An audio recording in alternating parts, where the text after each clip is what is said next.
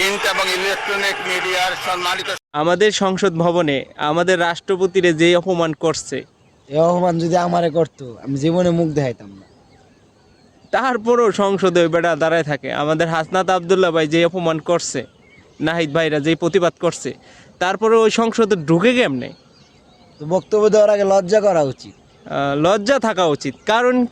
কারণ হলো ওই ফেসিবাদী সরকারের সময় সরকারের পা ধরে কি করছিল, সালাম করছিল যখন রাষ্ট্রপতি হয়েছিল। আর বর্তমানে শেখ হাসিনার পাও চাড়া লোক রে কি লিগে আমরা সংসদে দেখবো? আমরা এগুলা রাষ্ট্রপতি সংসদে চাই না। আমরা ভবিষ্যতে নতুন এক রাষ্ট্রপতি চাই সংসদে, যে আমাদের দল থেকে থাকবে, জাতীয় নাগরিক পার্টির মধ্যে কেউ হোক সংসদে।